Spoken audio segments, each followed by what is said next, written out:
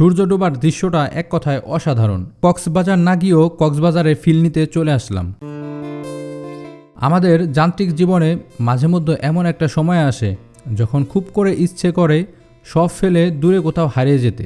বুকের ভেতর সমুদ্র দেখার তৃষ্ণা জাগে, মনে হয় কক্সবাজারে সেই বিশাল জলরাশির সামনে গিয়ে দাঁড়াই। কিন্তু ব্যস্ততা আর সময়ের অভাবে চাইলেই তো আর হুট করে কক্সবাজার যাওয়া হয়ে ওঠে না। আজ আমি এমন এক জায়গায় এসেছি যা আপনাকে কক্সবাজারে ফিল দিবে এবং কক্সবাজারের মতোই বিশাল আকাশ আর পদ্মার ঢেউ আপনাকে মুগ্ধ করবে। আমরা যারা ঢাকার আশেপাশে থাকি তাদের জন্য এক নিমেষেই সমুদ্রের স্বাদ পাওয়ার সেরা ঠিকানা হলো এই জায়গাটি। গাড়ি থেকে নেমে যখন সামনে তাকাবেন, খোলা বাতাস আর বিশাল জলরাশি আপনাকে স্বাগত জানাবে। মনে হবে যেন জাগতিক সকল কোলাহল ছেড়ে জাদুর কোনো দ্বীপে চলে এসেছেন।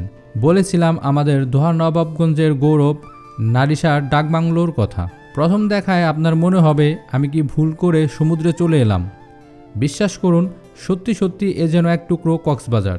এখানকার পরিবেশ, মানুষের কোলাহল আর উৎসবমুখর আমেজ আপনাকে সেই ফিলিংস দিতে বাধ্য। কেক, পিৎজা, খিচুড়ি, চটপটি সহ নানা রকম মুখরোচক খাবারের সমারোহ রয়েছে এখানে। ছুটির দিনে এখানে থাকে উপচে পড়া ভিড়। এছাড়া ঈদের সময় সেই ভিড় বেড়ে হয় দ্বিগুণ। পাশাপাশি ঈদের সময় এখানে মেলার মতো আয়োজন থাকে, বাচ্চাদের জন্য বিভিন্ন ধরনের রাইডও থাকে। সব মিলিয়ে জায়গাটা সবসময় যেন প্রাণচঞ্চল হয়ে থাকে। জায়গাটি ভ্রমণ পিপাসুদের আকর্ষণের জায়গা হলেও এর রয়েছে ভয়াবহ এক নিদারুণ ইতিহাস। পূর্বে এই নারিশা ইউনিয়নটির আকার অনেক বড় ছিল, কিন্তু পদ্মার ভয়ঙ্কর ভাঙ্গনের কারণে ইউনিয়নটির বেশিরভাগ অংশই মানচিত্র থেকে প্রায় বিলীন হয়ে গেছে। এই পদ্মা নদী কত শত মানুষের ঘরবাড়ি গ্রাস করেছে এবং কত পরিবারকে নিঃস্ব করেছে তার সঠিক হিসাব নেই। বেশ কয়েক বছর আগে পদ্মার ভাঙন রোধ করার জন্য নদীর পাড়ে পাথরের স্ল্যাব বসানো হয়েছে। এই ভাঙন প্রতিরোধের ফলে স্থানটি নতুন রূপে সেজে উঠেছে এবং ভ্রমণ পিপাসুদের কাছে আকর্ষণীয় হয়ে উঠেছে। সুরক্ষিত এই পাড় এখন ভ্রমণ পিপাসুদের পদচারণায় মুখর। বিকেল বা সন্ধ্যায় নদীর হিমেল বাতাস উপভোগ করতে, সূর্যাস্ত দেখতে কিংবা পরিবারের সঙ্গে নিরিবিলি সময় কাটাতে দূর দূরান্ত থেকে মানুষ এখানে ছুটে আসে। পদ্মার বিশালতায় হারিয়ে যেতে কেউ কেউ নৌকা ভাড়া করে মাঝ নদীতে ঘুরে বেড়ায়, আবার কেউ পার ধরে হেঁটে প্রকৃতির স্নিগ্ধতা অনুভব করে। তবে এই জায়গার আসল প্রাণ হলো এখানকার সূর্য ডোবার দৃশ্যটা।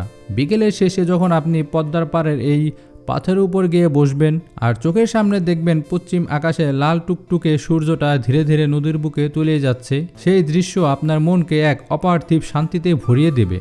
পদ্মার ঢেউগুলো যখন পাথরে আছড়ে পড়ে, সেই শব্দে আর সূর্যাস্ত দেখার ওই মুহূর্তে মনে হয় কক্সবাজারে সেই গোধূলি লগ্নটা যেন এখানেই ফিরে পেয়েছি। তাই কক্সবাজারে ফিল নিতে 1000 টাকা খরচ করে দূরে যাওয়ার আগে একবার ঘুরে যান নারিশার এই মিনি কক্সবাজারে। প্রিয়জন কিংবা পরিবার নিয়ে ভালো একটা বিকেল কাটানোর জন্য এর চেয়ে সুন্দর অপশন আর হতে পারে না। এই ভিডিওটি দেখার পর আপনার কাকে নিয়ে এখানে আসতে ইচ্ছে করছে তাকে মেনশন করুন আর প্ল্যান করে ফেলুন পরবর্তী ট্রিপ। আজকের ভিডিও এ পর্যন্তই। দেখা হবে নতুন কোনো ভিডিওতে নতুন কোনো অভিজ্ঞতা কিংবা গল্প নিয়ে। ধন্যবাদ সবাইকে। আল্লাহ হাফেজ।